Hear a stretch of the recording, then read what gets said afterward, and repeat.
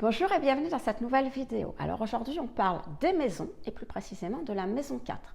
Alors c'est vrai que les maisons en général, c'est un sujet qui est moins populaire on va dire que les signes, en tous les cas qui est plus difficile à comprendre que les signes. Et pourtant ce sont les maisons qui vont indiquer qu'est-ce qui se passe dans votre vie, enfin dans quel domaine ce qui se passe dans votre vie va se trouver. C'est-à-dire est-ce que si vous avez du succès dans votre vie, ce succès, est-ce qu'il se passera dans votre vie professionnelle ou dans votre vie amoureuse? C'est les maisons qui indiquent tout ça. Et puis les maisons représentent aussi les gens qui sont autour de vous. Quand vous avez des interactions avec les gens ou les gens qui vont interagir avec vous, qui vont vous aider ou qui vont vous compliquer la vie, peuvent être représentés par les maisons. Alors, c'est moins populaire, je vous disais, c'est plus difficile à comprendre, déjà pour deux raisons. Premièrement, parce que les maisons, pour connaître dans quelle maison se situent nos planètes, il ne suffit pas d'avoir sa date de naissance comme pour les signes. Avec les signes, c'est très facile. Vous êtes né le 29 janvier, vous êtes Verseau, je parle du soleil, vous êtes né le 14 juillet, vous êtes Cancer. Et puis, si vous allez sur Astrothème avec uniquement votre date de naissance, vous rentrez votre date de naissance et vous aurez le positionnement respectif de toutes les planètes dans leur signe. Donc, vous saurez exactement dans quel signe se trouve chacune de vos planètes. Pour les maisons, c'est plus compliqué. Il vous faut en plus un élément qui est votre heure de naissance. Alors, votre lieu de naissance aussi, mais ça, en général, on sait où on est né. Mais l'heure de naissance, c'est plus compliqué. Et si on a plus de 20 ans, en général, les parents ne s'en souviennent pas, en tout cas précisément. Ils savent que vous êtes né le matin ou l'après-midi ou le soir, mais voilà. Et tout le monde ne pense pas à demander son extrait d'acte de naissance. Donc, c'est plus difficile de retrouver, de savoir dans quelle maison sont positionnées nos planètes. Et puis, il y a un deuxième élément qui complique, c'est que les maisons, il y en a 12. Il y a 12 secteurs de vie, 12 domaines, 12 maisons. Et il va falloir faire entrer tous les éléments, tous les événements qui peuvent se passer dans votre vie, toutes les personnes qui vous entourent, dans ces 12 cases bien précises. Et ce n'est pas évident, et ça peut donner l'impression de domaine avec plein de choses hétéroclites que l'on retrouve dedans. Or, ce n'est pas tout à fait ça. Ça peut donner cette impression, mais en fait, il y a des liens entre toutes ces choses, j'y arrive, des fils conducteurs qui permettent de savoir justement ce qui se passe dans notre vie. Est-ce que c'est plutôt relié à la maison 7, à la maison 10, à la maison 6, etc. etc. Donc, dans ces vidéos sur les maisons, c'est ce que j'essaye de vous donner. C'est-à-dire que je ne vais pas vous faire une liste exhaustive de tout ce que peut représenter une maison, déjà parce que ce n'est pas possible, ça n'existe pas. Et puis même si je le faisais, vous ne vous en souviendriez pas. Donc ce n'est pas possible. En revanche, ce que je fais dans ces vidéos, donc aujourd'hui c'est la 4e, la maison 4, je vous donne un fil conducteur, quelque chose qui va vous permettre de, quoi qu'il arrive, vous dire, voilà, cet événement, c'est relié à cette maison. C'est dans tel domaine de ma vie, pour que vous compreniez bien ce que représente la maison en général et que vous puissiez vous y retrouver quand vous vous intéressez à votre thème, quand vous avez une planète, savoir par exemple si vous agirez plus dans tel ou tel domaine ou si telle planète, elle représente le début de votre vie, la fin de votre vie, le milieu, etc. etc. Alors, avant de commencer à parler de la maison 4 plus précisément, je vous rappelle que si ça vous intéresse et si vous voulez avoir les bases justement des maisons, l'essentiel, ce qu'il y a à savoir de manière très synthétique sur les maisons, il y a un bonus qui est attaché à cette vidéo. Vous pouvez le recevoir tout simplement en cliquant sur le premier lien dans la description. Ça s'appelle le guide L'essentiel des maisons en astrologie. C'est un bonus, donc c'est gratuit.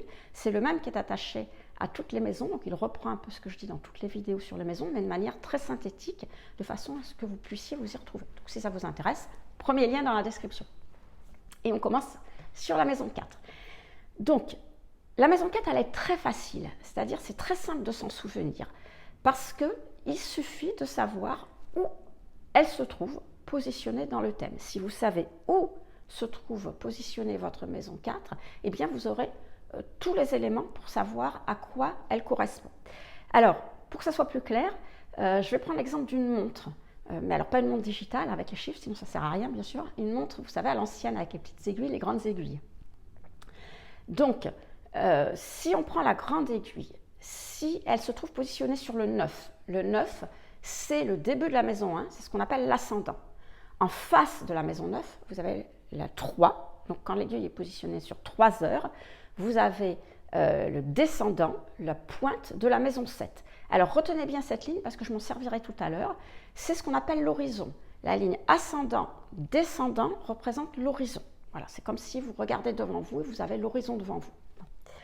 Ensuite, vous avez, quand l'aiguille se trouve tout en haut, à midi. À midi, c'est ce qu'on appelle le milieu du ciel. C'est la pointe de la maison 10, le début de la maison 10. Et c'est le point le plus haut de votre thème. En revanche, tout en dessous, à l'opposé, vous avez la pointe de la maison 4, justement le fond du ciel. Et ce fond du ciel, c'est le point le plus bas de votre thème. Voilà. Donc si vous avez bien compris que votre maison 4 débute, commence, se trouve au point le plus bas de votre thème, ben vous avez pratiquement toutes les explications qui vont suivre sur la maison 4. Alors, si vous êtes au point le plus bas du thème, vous vous souvenez tout à l'heure, je vous ai parlé de la ligne d'horizon. La ligne d'horizon coupe votre thème en deux. Au-dessus de la ligne d'horizon, c'est-à-dire au-dessus de la ligne 1,7, vous avez la partie visible du thème. Et au-dessous de la ligne d'horizon, vous avez la partie invisible de votre thème. Ce qu'on entend par visible, c'est ce que l'on voit à l'extérieur, ce que tout le monde peut voir. Et ce qu'on entend par invisible, alors je ne sais pas si je dis visible, donc ce qui est visible, c'est ce que tout le monde peut voir. Ce qui est invisible au-dessous, c'est ce que personne ne peut voir, uniquement vos intimes. C'est-à-dire que les gens à l'extérieur ne voient pas de vous. Donc, on est d'accord que la maison 10 tout en haut, c'est le point le plus haut, c'est ce qui est le plus visible de vous, donc ce qui représente votre meilleure réussite. Alors que la maison 4, qui est tout en bas, qui est le point le plus bas de votre thème, représente ce qui est le plus invisible de vous. C'est-à-dire que quand vous êtes en maison 4, vous êtes invisible vis-à-vis des autres à l'extérieur, vous disparaissez, vous n'existez plus, publiquement au moins. La maison 4 ne représente pas la mort, c'est représenté par une autre maison. Alors on verra mort psychologique, tous les types de mort, mais ce n'est pas la maison 4, c'est une autre maison dont on parlera plus tard. La maison 4, elle, représente la fin. Donc la fin de quoi? Ben, la fin de ce qui est visible à l'extérieur. Donc typiquement, qu'est-ce qu'on ne voit plus de vous à un moment donné?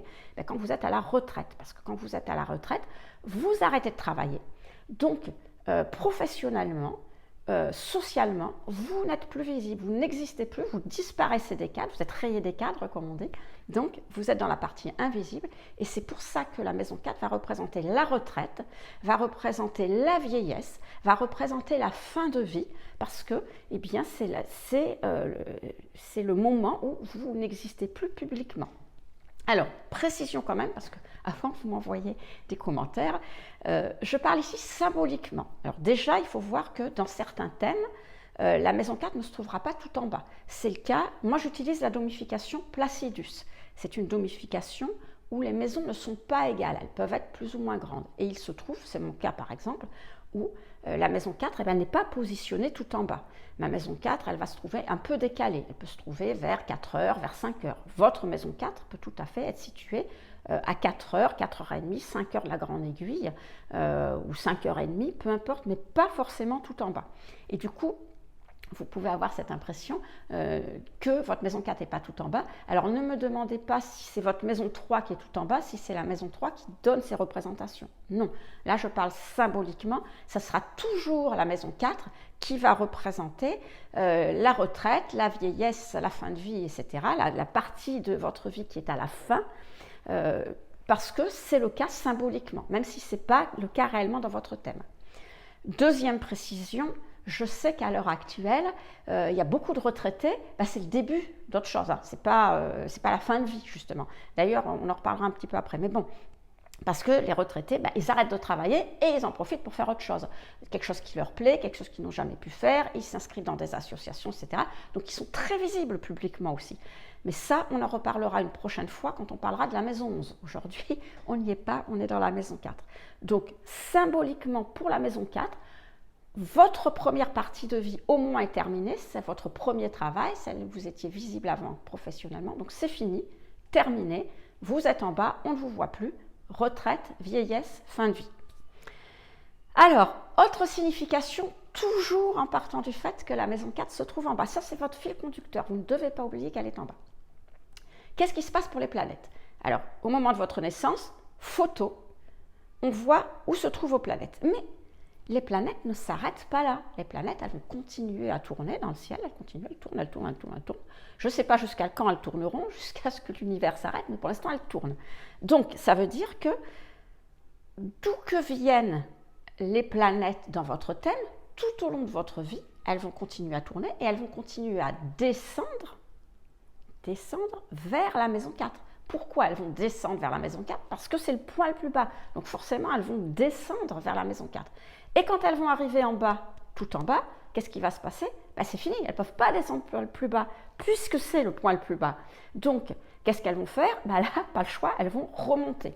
Donc la maison 4 est ce qu'on appelle un point de retournement, comme la maison 10 d'ailleurs, dont on parlera quand on parlera de la maison 10. C'est un point de retournement, c'est-à-dire que les planètes changent de sens à cet endroit-là. Si elles arrivaient en maison 4 au point le plus bas, après elles vont toutes repartir de la maison 4 vers la maison 10, forcément.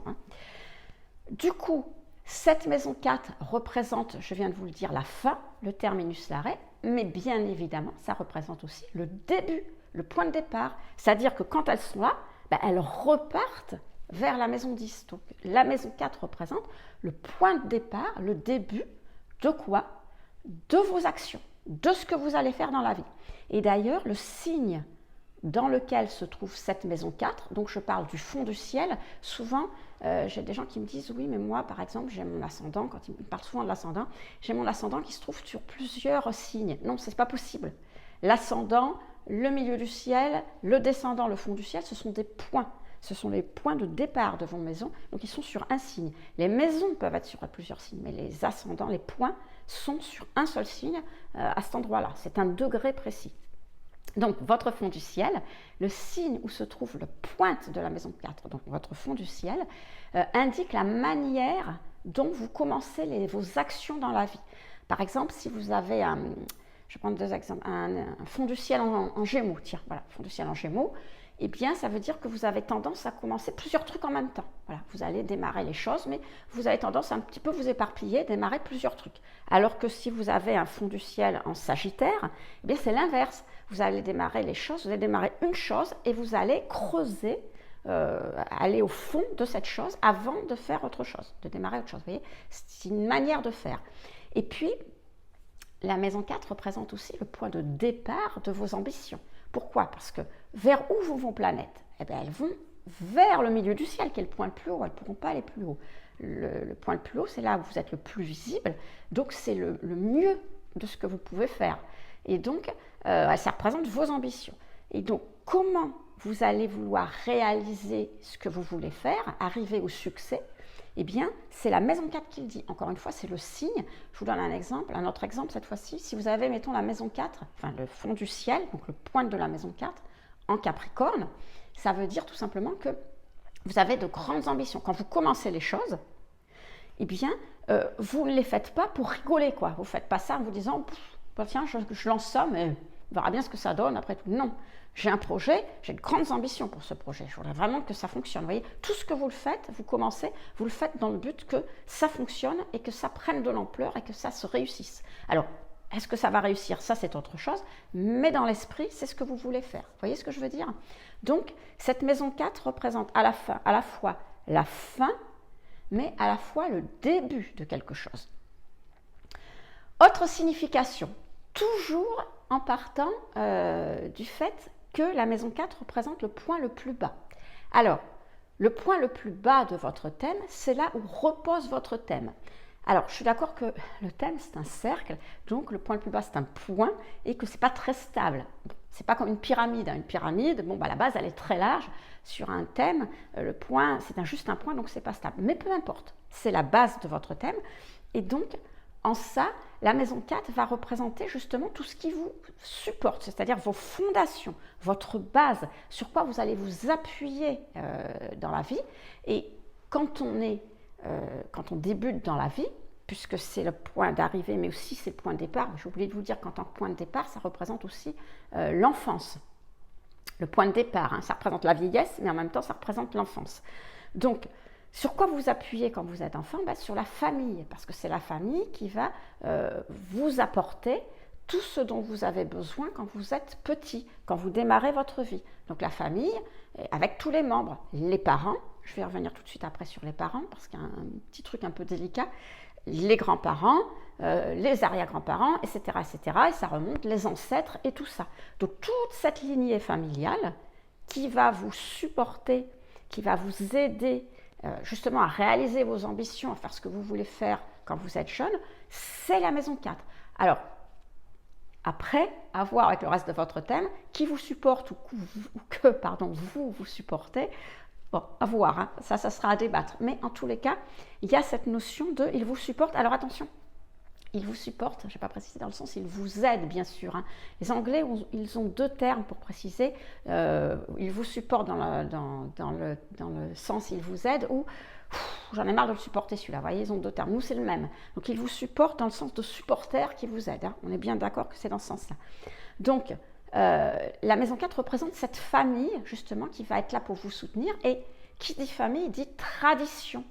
C'est-à-dire que tout ce qui est, les traditions familiales, tout ce que vous avez avec vous, tout ce qui vous a été apporté par vos ancêtres, etc., est représenté aussi par la maison 4. Alors, est-ce que vous allez continuer ces traditions familiales, justement? Est-ce que elles vont vous aider pour le reste de votre vie? Ou est-ce que vous devez vous en éloigner parce que, justement, ça va être un frein? Comme je vous dis, ça, c'est le reste de votre thème qui le dit. Mais voilà, la maison 4 va représenter ces traditions. Alors, je reviens aux parents dont je vous parlais juste un petit peu avant. Alors là, c'est un petit peu plus compliqué, les parents. Donc, traditionnellement, les astrologues considéraient que la maison 4 représentait le père. Pourquoi le père? Parce que, eh bien, vous savez qu'on est issu, encore une fois, tradition, hein, je reparle, d'une société très patriarcale, c'est-à-dire que c'était le père qui donnait le nom aux enfants, qui faisait vivre les enfants parce que c'était lui qui travaillait, etc., etc. Et donc, le père, c'était lui qui amenait l'argent, qui était l'homme fort du foyer, qui portait la culotte, enfin, tout ce qu'il y a. Bon. Donc, il représente, certains astrologues considèrent que c'est le père, et du coup, certains astrologues, pour s'adapter à la vie moderne, parce que maintenant, vous savez, il y a des familles monoparentales, il y a deux papas, deux mamans, enfin bon, il y a plein de choses qui sont possibles, et donc, considèrent que la maison 4 représente la personne qui, on va dire, est la plus forte au foyer, dans le sens la plus forte, qui décide, qui est la décideuse, ou qui gagne l'argent, ou ce genre de choses. Bon. Après, vous avez une autre catégorie d'astrologues qui considèrent que, ben non, c'est pas le père, la maison 4, c'est la mère. Alors, pourquoi la mère? Parce que la maison 4 est reliée à la Lune, et la Lune, c'est la mère. Du coup, toujours à l'heure actuelle, avec les foyers de papa, de maman, famille monoparentale, etc., ben, ils vont se dire, oui, mais alors la mère, qu'est-ce que ça veut dire? Ben, vous savez, la maman, c'est la personne qui va câliner, qui va comprendre, qui va être plus... Donc, ils vont considérer que la maison 4 représente la personne qui est la plus compréhensive et la plus aidante au foyer, qui supporte le plus. Alors, supporte dans le sens vous aide le plus, la plus aidante, celle qui va vous soutenir le plus. Voilà. Parfois, c'est les deux mêmes personnes. Donc, c'est cette personne-là qui est représentée dans votre foyer par la maison 4. Alors, quoi faire, vous allez me dire? Alors, pour essayer de concilier tout ça, alors déjà, vous regardez votre thème, parce que souvent, il y a des éléments qui sont indiqués dans votre thème. Déjà, si vous êtes dans une famille monoparentale, ben, ça va régler la question. Ce sera la personne qui est là. Pardon. Mais aussi, souvent, on peut considérer que la maison 4 va représenter la parentalité en général, c'est-à-dire le foyer de son enfance en général. Pas plus père ou mère, mais ce qui vous a justement aidé, sur quoi vous avez pu vous appuyer, ce qui vous a supporté. Vous voyez, c'est ça. C'est la parentalité en général. Et du coup, cette maison 4 va représenter une certaine stabilité. C'est-à-dire que, comment vous dire, votre foyer, quand vous étiez jeune, c'est ce sur quoi vous vous appuyez, encore une fois, pour faire votre vie, qui vous a aidé. Et par-delà le fait de vous appuyer dessus, ça représente ce qui vous apporte de la stabilité dans la vie. Alors, ça va représenter deux choses ici. D'une part, le signe de la maison 4, encore une fois, je parle du fond du ciel, hein, je parle bien de la pointe de la maison 4, va représenter la manière dont vous avez perçu votre foyer dans votre enfance. Alors ça annule pas du tout ce que je vous ai dit précédemment, hein, c'est un ensemble, hein, bien sûr, il faut le prendre comme un ensemble. Je reprends par exemple, si je reprends mon exemple en Sagittaire, vous avez votre fond du ciel en Sagittaire, eh bien il se peut que vous ayez perçu votre foyer comme quelque chose où il y avait des règles, où il y avait des normes et sur lesquelles vous pouviez vous appuyer. Aussi un foyer sympa avec des parents optimistes, des parents joyeux, des parents généreux qui vous ont aidé, qui vous ont soutenu, qui représentaient les règles et la loi et qui représentaient ce qu'il fallait faire et ne fallait pas faire. Vous voyez, mais un foyer sécurisant, très sécurisant intérieurement. C'est-à-dire que cette stabilité que vous avez quand vous êtes jeune ou que vous n'avez pas, si vous ne l'avez pas, est censée vous apporter de la sécurité intérieure ou ne pas vous en apporter si vous ne l'avez pas. Donc, ce signe de la maison 4 va représenter justement ces bases et si vous sentez que vous avez eu un foyer, le style de foyer, le style d'enfance, comment je pourrais dire ça ? L'ambiance de votre enfance. Alors encore une fois, c'est l'ambiance perçue. Je vous donne un exemple. Moi, j'ai quelqu'un justement qui, dans mes connaissances, qui a justement un fond du ciel en Sagittaire, donc avec cette impression d'un foyer heureux, d'un foyer stable, d'un foyer sur lequel on pouvait s'appuyer, qui l'a supporté, cette personne, qui l'a aidé tout au long de sa vie. D'ailleurs, elle a toujours cette impression qu'elle peut toujours être aidée par sa famille à l'heure actuelle. Pour autant, dans la réalité, eh bien, ça a été un peu plus compliqué. Le papa est décédé très jeune, quand elle était très jeune, cette personne. C'est la maman qui a tout assuré. Bon, ils avaient un commerce, donc elle a fait faillite. Enfin, c'était assez compliqué. Mais c'est pas ce qui était perçu, si vous préférez. La maman a tellement fait filtre, front à tout ça que cette personne a eu l'impression d'avoir une vie très heureuse. Ce qui s'est passé, elle était très soutenue. C'était un foyer assez heureux, vous voyez, joyeux, optimiste. Et ce qui n'est pas du tout le cas si on connaît les événements. Donc on est bien dans quelque chose de ressenti. Comment vous allez ressentir le foyer de votre enfance et comment justement ce ressenti va vous apporter une sécurité intérieure et donc des armes pour vous aider dans votre vie ou pas si ce n'est pas le cas. Qu'est-ce que je voulais vous dire à propos de stabilité? Ah oui, je voulais aussi sur le fait que ça vous apporte de la stabilité, une certaine stabilité, encore une fois c'est le point le plus bas, donc le point le plus stable, c'est aussi ce signe de la maison 4 représente aussi de quoi vous avez besoin dans la vie pour vous sentir stable. Alors cette fois-ci je vais reprendre mon Capricorne, alors je prends des exemples très caricaturaux pour que ça soit beaucoup plus clair, hein, bien sûr, mais si je reprends l'exemple de mon fond du ciel en Capricorne, c'est quelqu'un qui, pour être bien dans la vie, se sentir stable et donc sécure, il a besoin que les choses soient faites, soient planifiées, soient cadrées, soient réglées, soient sérieuses. C'est-à-dire que si ça part dans tous les sens, si on dit, tiens, cette année, alors ça peut être sur tous les thèmes, hein, cette personne est avec un groupe de copains, puis il dit, pour les vacances, on verra 8 jours avant, on prendra le premier avion qui passe, etc. Ce style de choses, ça rend cette personne totalement insécure dans la vie. Elle a besoin que les choses soient concrètes, décidées, planifiées à l'avance, qu'il y ait un plan et qu'on s'y tienne. Et peu importe que ce soit pour se marier, pour un travail, pour partir en vacances ou pour tout ce que vous voulez, ou pour faire les courses, partir avec une liste, etc.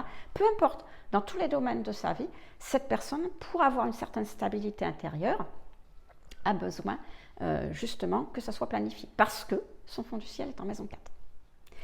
Alors, dernière signification de la maison 4 liée au fait que ça soit la base de votre thème. Après, je vous en donnerai une autre qui n'est pas liée à ça, mais on reste toujours sur le fait que ça soit la base, que ça soit le point le plus bas du thème. Comme je vous le disais tout à l'heure, la maison 4 est en bas, elle est sous la ligne d'horizon, elle est sur ce qui n'est pas du tout visible à l'extérieur. Donc, qu'est-ce qui n'est pas du tout visible chez vous? Et là, on est dans un domaine plus psychologique, je dirais. Eh bien, c'est votre monde intérieur, c'est-à-dire qu'est-ce que vous montrez à l'extérieur. C'est pour ça que la maison 4 est reliée à la Lune. Qu'est-ce que vous montrez à l'extérieur? Vous montrez qui vous êtes, vous exprimez ce que vous voulez montrer. Le soleil va montrer à l'extérieur qui vous êtes, mais il veut l'exprimer, il veut que ce soit visible. La Lune, non, c'est votre monde intérieur, c'est ce qui est à vous, ça vous appartient. Donc, ce qu'on verra à l'extérieur, c'est vos réactions par rapport à votre monde intérieur, mais ce que vous pensez, vos impressions, vos intuitions, vos émotions, tout ça, on ne le voit pas. Ça vous appartient, c'est à vous. Alors certes, vous allez réagir par rapport à ça, mais ça, on ne le voit pas. C'est à vous. C'est invisible, ça fait partie de votre intimité. Et donc, votre monde intérieur est représenté par la maison 4. C'est pour ça aussi que cette maison 4, on revient aussi à ce côté stabilité, enfance, etc. Parce que, si vous préférez, parfois, il se trouve que on a des réactions dans la vie, on est dans des situations, et dans certaines situations, on ne sait pas pourquoi. Eh bien, on va se trouver très bien, on va dire « Oh là là, qu'est-ce que je me sens bien aujourd'hui ?» Bon. Ou inversement, on va se trouver pas bien, en disant « Je ne sais pas ce qu'il y a un truc là, je me sens pas bien dans ma peau, il y a quelque chose. » Et la plupart du temps, pas dire 10 fois sur 10, ce sentiment un petit peu de bien-être ou de mal-être va être lié avec quelque chose qui a trait à une émotion qui a été déjà vécue et dont on a occulté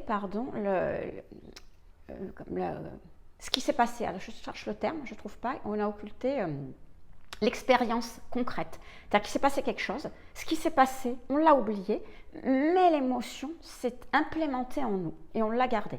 Alors, ça peut être une émotion extrêmement traumatisante qui nous est arrivée à l'âge adulte. Souvent, ce sera plutôt des émotions négatives parce que les positives, on s'en souvient. Mais ça sera une émotion négative. Donc, le cerveau, par sécurité, il efface ce qui s'est passé, mais l'émotion est restée. C'est le cas souvent des syndromes post-traumatiques, par exemple. Mais sans aller jusque-là, c'est aussi simplement des trucs qui vous sont arrivés dans votre enfance, mais dans votre enfance très très jeune, avant 3 ans, avant 2 ans. Vous ne vous souvenez pas parce qu'on ne se souvient pas des expériences quand on était petit, mais on se souvient des émotions, bien sûr, c'est resté dans notre cerveau. Ou, pour ceux qui croient à la réincarnation, dans une vie ou des vies précédentes. Donc c'est là que cette maison 4, elle peut avoir un côté très karmique, dans la mesure où elle fait référence à ce qui s'est passé dans des vies précédentes et qui va venir impacter émotionnellement notre vie aujourd'hui. Et donc du coup, vous allez réagir d'une manière X ou Y sans savoir pourquoi, mais parce que finalement, cela fait référence à des choses que vous avez vécues précédemment, que vous en souveniez ou pas, dans une vie précédente ou pas. Et donc, cette maison 4 fait référence à ça. Donc là, on retrouve bien aussi le côté ancêtre, le côté tradition, le côté ce qui s'est passé, etc. Donc, vous voyez, tout ça a un lien avec le positionnement de cette maison 4 tout à fait en bas de votre thème. Alors, il y a une dernière signification qui concerne la maison 4 et qui ne concerne pas le fait qu'elle se trouve tout en bas de votre thème, mais qui concerne le fait que la maison 4 se trouve après la maison 3. Alors vous allez me dire, c'est une logique imparable. Eh bien oui, c'est ça les maisons. C'est très logique en fait. Vous savez, l'astrologie, il n'y a rien de très compliqué si on suit un fil conducteur logique. Donc, la maison 3, je vous le rappelle, c'est le monde expérimenté. Alors, si vous voulez en savoir plus sur la maison 3, je vous invite à regarder la vidéo précédente. Maintenant, si ça ne vous intéresse pas, très synthétiquement, c'est quoi le monde expérimenté? C'est le monde que l'on découvre. Alors, on va prendre un petit enfant pour que ça soit plus clair. Votre petit enfant, quand il est tout petit, qu'est-ce qu'il fait? Déjà, il regarde ses mains, ses pieds, il va se toucher les oreilles, le bout du nez, tout ça. Ah, qu'est-ce que c'est ça? C'est des doigts. Voilà. Ça, c'est le petit enfant. Maison 1. Après, qu'est-ce qu'il fait? Il va s'inquiéter de savoir, oh là là, j'ai faim, j'ai froid, j'ai soif, donc il va crier pour qu'on lui amène tout ce dont il a besoin. Ce sont les besoins primaires. Il va s'intéresser à ça parce que c'est ce qui est le plus important pour lui. Et il a besoin de vous pour lui donner ses besoins primaires. Donc, maison 2. Ensuite, votre petit enfant, qu'est-ce qu'il va faire? Voilà, il est là, il sait où sont ses mains, il sait s'en servir, il avance à 4 pattes, il a bien mangé, il a le ventre plein, il n'a pas soif, il n'a pas froid, tout est ok, personne ne se dispute dans la maison, il se sent bien et tout. Donc, qu'est-ce qu'il fait? Il découvre le monde. Alors, il avance à 4 pattes, il dit « Oh, c'est quoi cette balle? Oh, c'est quoi le chien? Tiens, je vais lui tirer une oreille. Oh, c'est quoi ces 2 petits trous? C'est une prise électrique. » Vous voyez, ce genre de choses. Donc, tous ceux qui ont eu des enfants vont me comprendre. Donc, il découvre le monde. Et ça, c'est la maison 3. C'est-à-dire que ça part dans tous les sens. Tout ce qu'il va voir va être un centre d'intérêt. Il va falloir voir de quoi il s'agit. Mais alors ça, c'est très intéressant. Après la maison 3, on arrive en maison 4. La maison 4, on va dire, bon, stop, il y a trop de choses. Là, je vais m'intéresser à ce qui est important pour moi. Voilà. Qu'est-ce qui m'est utile à moi? Et qu'est-ce qui m'est utile à moi? Eh bien, c'est ce qui va faire en sorte que je me sente bien en sécurité dans ma vie. Et là, on retrouve cette notion de sécurité. C'est-à-dire que, bon, bah, c'est bien beau que j'ai tiré la queue du chien, que j'ai pas mis les doigts dans la prise parce que mon matin, mais moi, ce que je veux, c'est que tout se passe bien. Je veux pas que papa et maman se disputent, par exemple. Je veux pas que ça crie tout le temps. Je veux pas que... Voilà. J'ai besoin de sécurité, j'ai besoin de ma sécurité intérieure, j'ai aussi besoin de quand j'appelle parce que j'ai faim ou parce que j'ai soif ou parce que j'ai besoin d'être changé, mais j'ai besoin que quelqu'un soit là. Je ne veux pas avoir peur de me retrouver tout seul dans son grand monde où je ne peux pas me débrouiller. Et cette sécurité intérieure, c'est la maison 4. Donc la maison 4 va représenter justement le monde souhaité après le monde expérimenté de la maison 3, où ça part dans tous les sens. On a le monde utile et donc le monde souhaité, ce que l'on a besoin, ce que l'on veut dans notre vie, qui est représenté par la maison 4 et que l'on va tenter de concrétiser, bien sûr. Ce que l'on souhaite pour nous, c'est là où on se sent le mieux, on va essayer de le réaliser dans la vie et on le réalisera petit à petit en arrivant à la maison 10. Vous voyez ce que je veux dire? Donc il y a une progression. Donc, la maison 4 va représenter encore une fois tout ce qui va, parce qu'elle fait suite à la maison 3, tout ce qui va représenter ce qui peut nous apporter du bien-être, une sécurité intérieure, quelque chose qui va nous faire du bien dans la vie. Voilà. Alors voilà les amis ce qu'on pouvait dire sur la maison 4, j'essaie d'être claire, mais voyez que si vous savez où se trouve votre maison 4, plus ou moins que vous le preniez d'un point ou d'un autre, vous allez retrouver vous allez retrouver un petit peu les mêmes définitions, les mêmes significations. Le terme m'avait échappé, je le cherchais, vous allez retrouver les mêmes significations. Je vous rappelle que si vous voulez avoir les significations des maisons d'une manière très synthétique et très basique, vous avez mon guide, l'essentiel des maisons en astrologie, en cliquant sur le premier lien dans la description, c'est gratuit. Puis sinon, je vous dis à très vite pour une prochaine vidéo.